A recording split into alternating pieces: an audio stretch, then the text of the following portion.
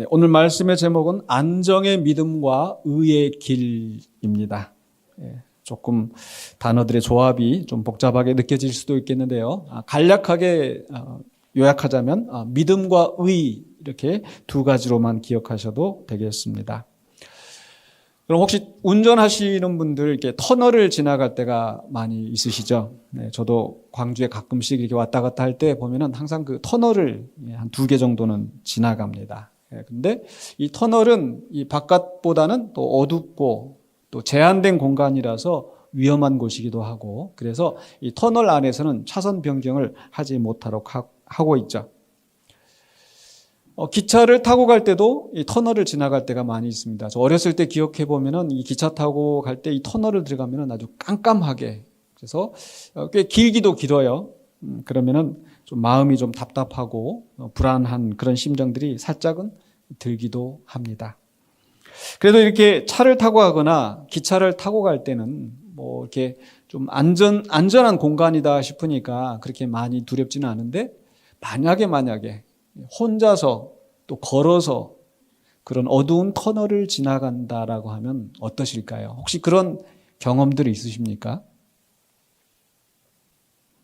아마 실제적으로 물리적으로 그런 터널을 지나가는 경우는 많지는 않겠지만, 그러나 생각해 보면 우리의 삶 속에서 크고 작은 일들을 만나게 될 때, 또 어떤 때는 너무 힘들고 괴로운 시간들이 계속되어질 때 우리는 어두운 터널을 지나가는 듯한 그런 느낌이 들기도 합니다. 보이지 않는 그런 상황 속에서 뭔가에 부딪힐까, 또 무엇이 튀어나올까, 때로는 물웅덩이가 또는 진흙구덩이가 그 속에 넘어져서 있는 그런 상황들. 그런데 그 어떤 때는 우리가 이 터널을 지나고 그 빛이 보여지는 그 상황들, 여러분 한번 상상해 보십시오. 그렇게 힘들게 터널을, 이게 언제 끝나나 했는데 그 빛이 보여질 때 어떤 느낌이 들까요? 예전에 우리 교회에서도 이렇게 모여서 서로 이렇게 이야기할 때 신호등을 주제로 해가지고 자기의 삶을 나눈 그런 시간들도 있었고, 또 이 카드를 뽑아서 그 카드를 가지고 내 삶을 나눴던 그런 시간들이 있었는데, 저는 그때 항상 제가 이렇게 좋아했던 카드가 있었는데, 그게 뭐냐면 그 터널이고 터널에 그 빛이 보여지는 그 그림이 항상 저는 너무 좋았었던 것 같아요. 그래서 참 힘들고 어려운 시간을 이제 지나오고 이제 막바지에 이른 것이 아닌가라는 그런 생각이 들어서 저는 그 카드를 가지고 제 심정을 자주 이야기했었습니다.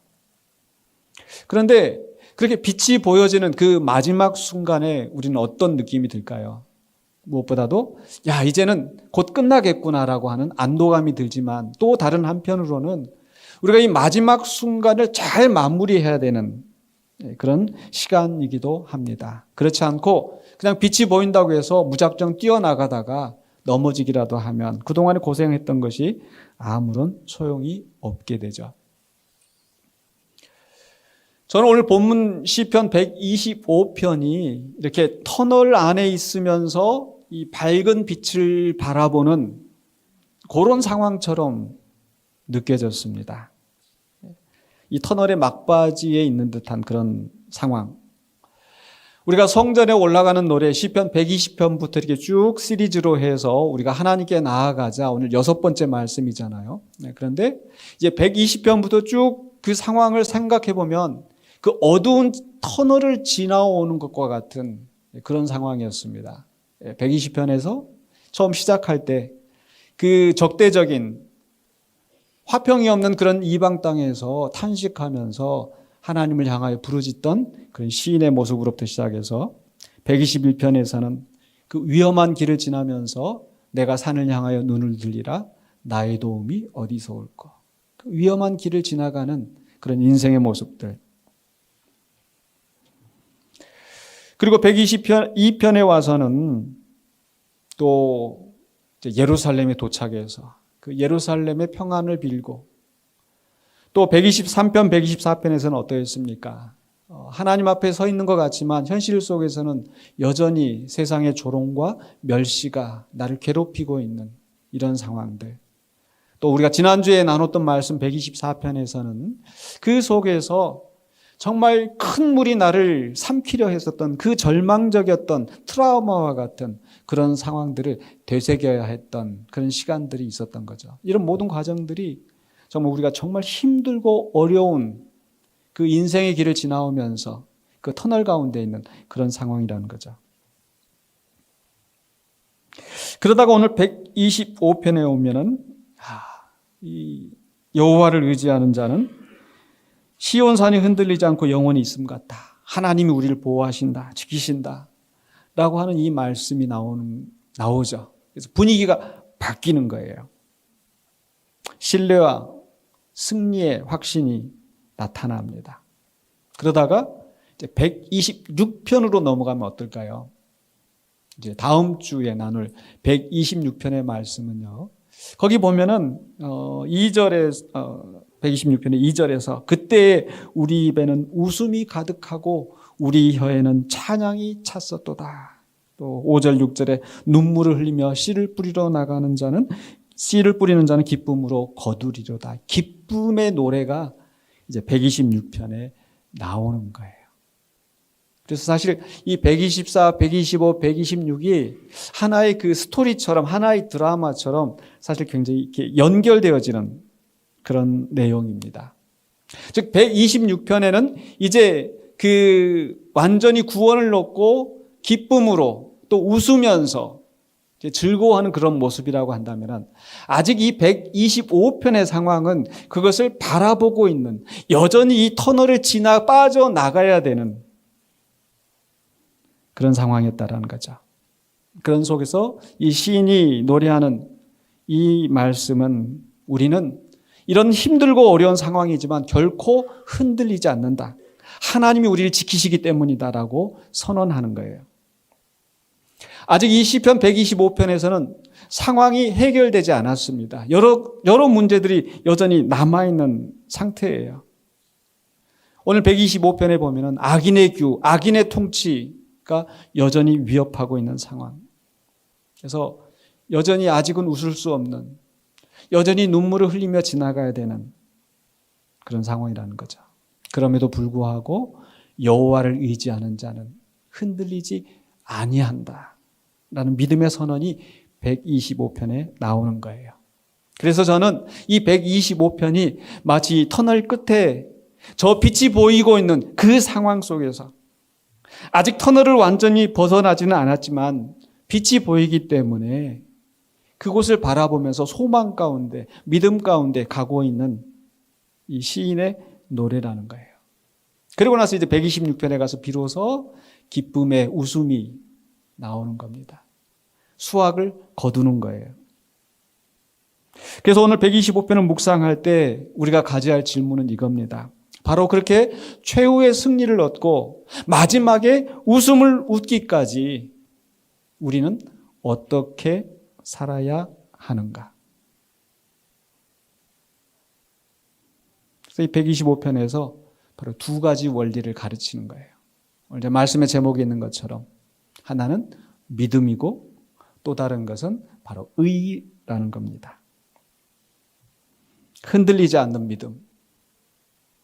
또 의의 길을 포기하지 않고 끝까지 붙들고 나가야 된다는 것을 우리에게 말씀하고 있는 거죠.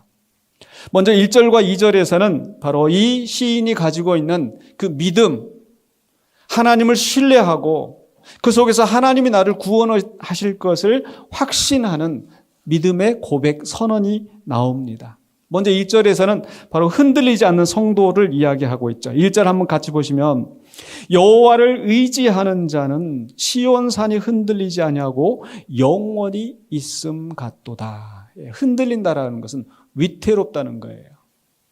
불안하고 무너질 듯하고. 사실 세상은 늘 흔들립니다. 그렇죠? 우리가 뉴스만 보더라도 최근에 있었던 뉴스들, 미국에서 또 우크라이나에서 또 여러 가지 중국에서 이런 경제적인 그런 파동이, 큰 파동이 일어나는가 하면 또 전쟁의 소식들이 있고 그런 소식들 때문에 또 우리나라 이 그 정치, 경제 이런 부분들이 큰 요동을 겪게 됩니다. 그것이 또 우리 개인의 삶 속에서도 여러 가지 문제들로 부딪히게 되는 거죠. 그런 나라의 문제만이 아니라 우리의 삶 속에서도 때로는 실직하기도 하고 사업에 실패하기도 하고 또는 관계가 깨지는 그런 상황들, 가족들끼리 또 친한 친구 사이에서 믿었던 사람에게서 배신을 당하기도 하고 아픔을 겪기도 하고 건강이 위협받기도 합니다. 갑작스러운 질병에, 고통에. 그러한 세상에 흔들린 모든 것들 때문에 우리는 우리의 마음이 요동하게 되고 우리의 삶이 뒤흔들리는 것처럼 느껴집니다. 그러나 오늘 말씀은 하나님을 의지하는 자는, 하나님을 믿는 성도는 흔들리지 않는다고 선언합니다. 왜 그렇습니까? 그건 우리 자신이 강해서가 아니라 우리가 하나님을 의지하고 있기 때문에 우리가 의지하는 하나님은 흔들리지 않는 산성이 되시고 반석이 되시는 우리의 보호자이기 때문에 우리가 흔들리지 않게 된다는 거죠. 여기에서 이 여호와를 의지하는 자라고 했었을 때 의지한다라고 하는 것은 거기에 해당하는 이 히브리어가 이 바타흐라고 하는 단어인데 이 신뢰하다, 의지하다 이렇게 번역되어지는데 사실 그 원래의 의미는 도망가다, 피하다. 어떤 위기 상황이 벌어졌을 때 그것을 피해서 안전한 곳으로 빨리 도망가는 것. 이게 바타흐라는 그런 뜻입니다. 마치 여러분 갑자기 지진이 난다고 한번 생각해 보십시오. 여러분 어떻게 하시겠습니까? 그냥 태평하게 있지 않고 어디 안전한 곳을 찾아서 숨지 않겠습니까? 배를 타고 가는데 풍랑을 만나서 막 배가 막 흔들립니다. 어떻게 하시겠습니까? 뭔가 단단한데 꽉 붙잡고 있지 않겠습니까? 바로 그게 신뢰고 의지예요. 세상이 흔들릴 때 내 주변에 일어나는 여러 가지 문제들이 있는 그런 상황에서 하나님께 도망가서 하나님을 딱 붙잡고 있는 그런 상태. 그게 여호와를 의지하는 모습인 거예요. 사실 이 시편 기자는 먼 이방 땅에서부터 먼 곳에서부터 이제 예루살렘에 와서 예배하는 가운데 아마 그 시온산, 이 성전이 있는 그 시온산을 바라보면서 그 든든함에 아마 마음이 감동되었을 것이고, 야, 하나님을 의지하는 성도가 바로 저 시온산과 같지 않은가. 산에는 나무들도 있고, 그런 그 나무들도 바람이 불면 흔들립니다. 그러나 산이 흔들리지는 않습니다. 사실 우리는 연약한 존재들이지만은 그 존재들을 바로 이 산처럼, 시온 산처럼 비유하고 있는 거예요. 이 산이 흔들리지 않는 것은 폭풍이 없어서가 아닙니다. 폭풍이 불어오고 비바람이 몰아쳐도 땅에 단단하게 기반을 두고 있기 때문에 그 산은 흔들리지 않고 여전히 있는 거죠. 마찬가지로 여호와를 의지하는 사람의 인생에 흔들리는 일이 없어서가 아니라, 문제가 없어서가 아니라, 상황이 흔들리고 문제가 생겨도 여호와께 뿌리 내리는 그 인생은 결코 요동하거나 무너지지 않는다는 겁니다. 잠시 흔들릴 수도 있습니다. 흔들리지 않고 피는 꽃이 어디 있겠습니까? 시인의 노래처럼. 여러 가지 상황 속에서 우리의 삶은 흔들리는 것처럼 보이지만 그러나 무너지지 않습니다. 왜? 우리는 하나님께 뿌리를 두고 있기 때문에. 그래서 2절에 가서 왜 이렇게 흔들리지 않고 산처럼 든든하게 서 있을 수 있을까? 그 안정의 이유가 무엇인지를 더 정확하게 설명하고 있죠. 2절 보시면요. 산들이 예루살렘을 두름과 같이, 이 시편 기자는 이제 그 산에서 눈을 돌려 그 산 가운데 둘러있는 예루살렘을 바라보면서 이 예루살렘이 이렇게 안전할 수 있는 것은 바로 그 산들이 둘러싸고 있기 때문이 아닌가. 그런 것처럼 여호와께서 그의 백성을 지금부터 영원까지 두루시리로다. 확신을 선언하는 거예요.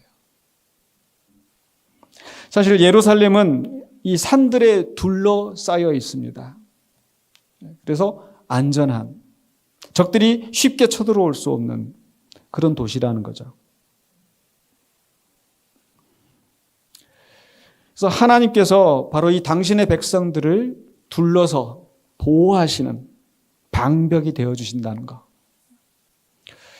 제가 설악산에 올라갔었을 때 제일 올라가면은 울산바위라고 있습니다. 여러분 가보셨습니까? 그래서 어렸을 때 수학여행 갈 때 이렇게 울산바위 가면 왜 이 경상도에 있어야 될 울산바위가 이 강원도까지 오게 됐는가 궁금한 적이 있었는데, 그 울산바위가 그 울산이 아니고 울타리가 되는 산. 그래서 그 산 꼭대기 가서 올라가서 보니까 이게 정말 이 높은 이 벽과 같이 되어 있고 그 밑으로 또 이제 다른 도시들이 보여지는, 논이 펼쳐져 있는 그런 광경이 보이더라고요.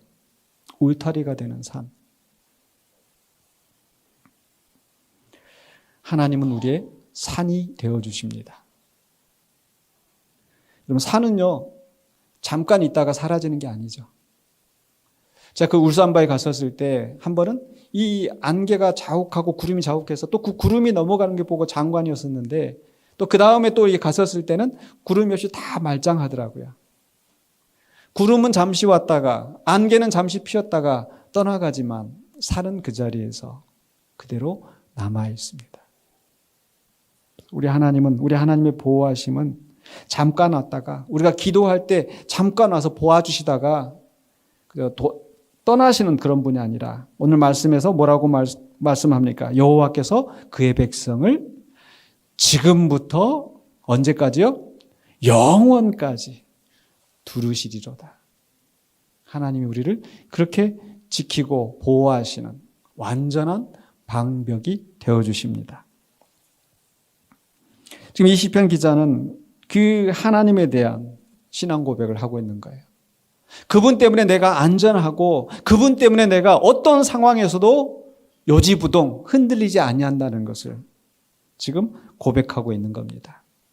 그런데 그렇다고 해서 그럼 현실은 만만한가? 그렇지 않습니다. 3절에 보면은요, 현실 속에서는 여전히 악인이 존재하고 때로는 그 악인이 영향력을 발휘해서 악한 문제들이 또 나를 괴롭힐 수 있다는 거예요. 3절 보시면 악인의 규가 의인들의 땅에서는 그 권세를 누리지 못하리니 이는 의인들로 하여금 죄악에 손을 대지 아니하게 함이로다 라고 하는데요.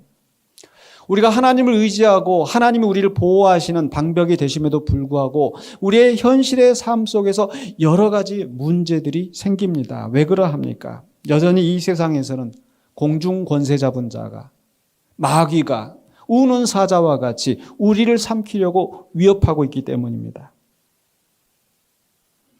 여기서 규, 악인의 규라고 하는 이 규라고 하는 단어는 때로 다른 성경의 다른 부분에서 보면 이제 홀이라고 하는 단어도 같이 쓰여지는데, 이 규나 홀은 이 왕이 짚고 있는 그 작은 지팡이, 막대기, 그래서 이 통치자의 지휘봉, 통치자의 권위를 상징하는 막대기입니다. 악인의 규가 있다는 것은 우리의 현실 속에서 악한 세력들이, 악한 통치가 우리를 괴롭히고 있다는 거죠. 크고 작은 여러 가지 악한 일들, 악한 권세, 영향력, 부당한 구조, 왜곡된 힘, 또는 우리의 죄악된 본성 가운데서 나오는 서로가 서로를 찌르고 괴롭히는 우리의 모습들, 그런 악한 통치가 우리의 삶의 현장에 여전히 남아 있습니다. 마치 터널을 지나가는 동안에 우리가 부딪힐 수 있는 여러 가지 어려움이 있는 것처럼, 오늘 이 125편에서 시인은 악의 존재를 부인하거나 축소하지 않습니다. 그러나 분명히 선을 긋고 있어요. 뭐라고 말씀하고 있습니까? 악인의 규가 의인의 땅에서는 권세를 누리지 못한다. 권세를 가지고 휘두르고 있기는 하지만 그 권세가 절대적이거나 영원하지 않다라는 거예요. 왜? 하나님께서 그 악인의 권세를 제한하고 있기 때문에. 욥기에서 우리가 보는 것처럼 사단이 우리를 하나님 앞에 고소를 하고 우리를 무너뜨리려고 하는 그런 시도를 한다 하여도 하나님께서 그 몸에는 손대지 마라, 그 생명에는 건드리지 말라 제한하시는 것처럼 아무리 마귀가 우는 사자와 같이 우리를 삼키려고 해도 하나님께서 그 한계를 꼭 잡고 계신다라는 거예요. 그래서 악인의 권세가 의인의 땅에서 무한정한 권세를 발휘하지 않습니다. 왜 하나님께서 그 권세를 제한하실까요? 그 이유는 3절 하반부에 있는 말씀대로 의인들로 하여금 죄악에 손을 대지 아니하게 한다라는 거예요. 이게 주어가 하나님이라고 한다면 하나님께서 그 의인들로 하여금 죄악에 손을 대지 아니하게 하심이로다. 악인의 규가 주어라고 한다면 아무리 그 악인의 권세가 있다 하여도 그 권세로 이 의인들을 죄악에 손을 대게 만들 수 없다라는 거, 한계가 있다라는 거.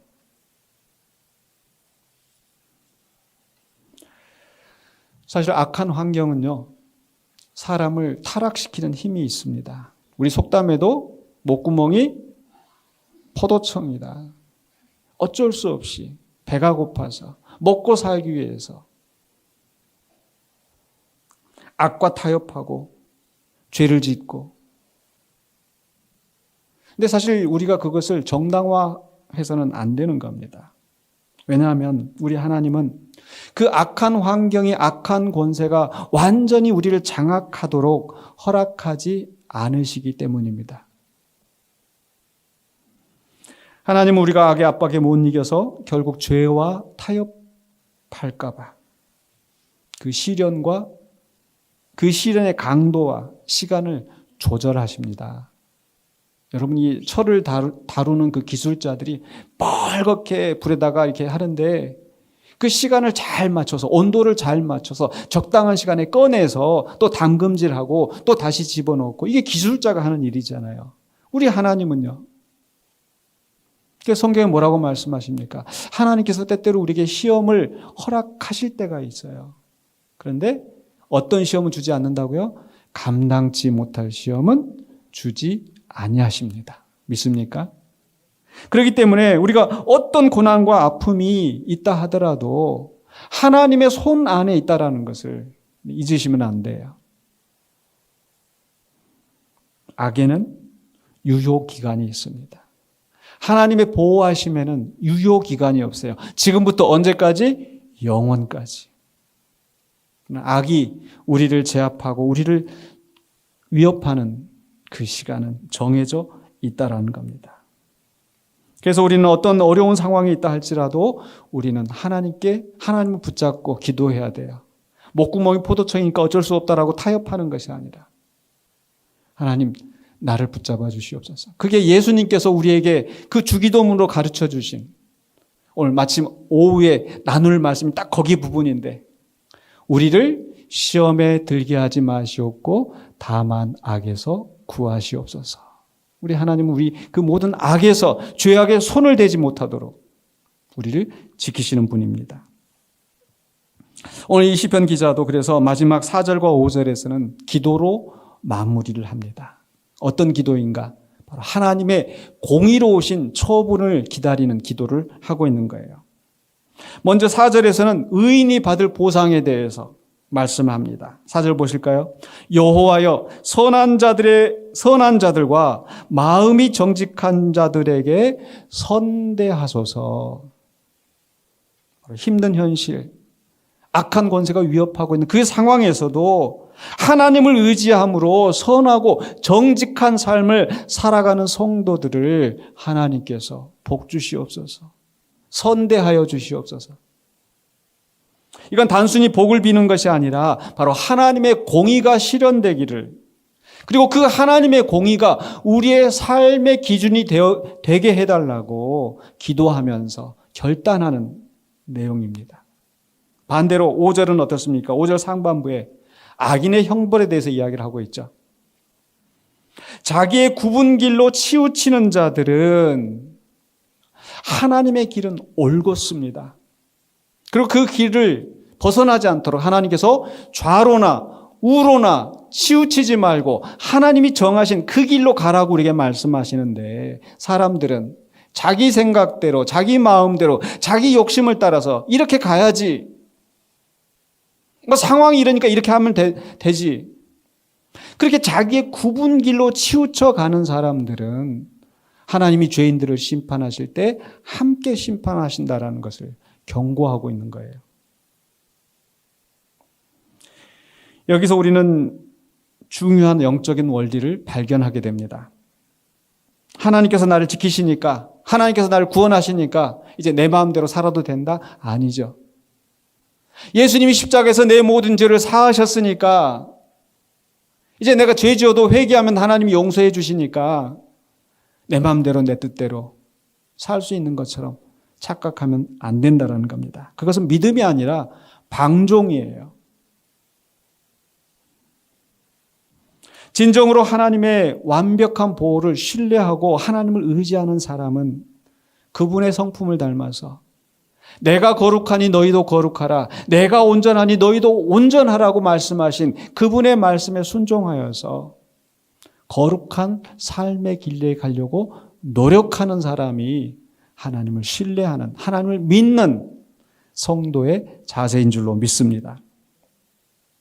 하나님을 믿는다고 하면서, 입술로는 예수님을 따른다고 하면서 안정을 위해서, 부귀영화를 위해서 굽은 길을 선택하는 삶은 결코 하나님의 보호 아래 머물 수 없습니다. 그래서 하나님께서 나를 지키시고 보호하신다는 이 안도감, 믿음은 우리가 오히려 세상의 유혹에 한눈 팔지 않고 의인의 길을 끝까지 갈 수 있도록 세워주는 원동력이 되는 줄로 믿습니다. 그래서 마지막 5절은 이렇게 마무리되어집니다. 이스라엘의 평강을 기원하자. 5절 하반부에 이스라엘에게는 하나님의 백성들에게는 평강이 있을지어다. 바로 앞에 이렇게 굽은 길로 치우치는 사람들은 죄인들과 함께 하나님께서 심판하실 터인데, 그러나 하나님의 백성들에게는 평강이 있을지어다. 이 평강은요, 샬롬, 평화로운 상태, 아무런 문제가 없어서 평화가 아니에요.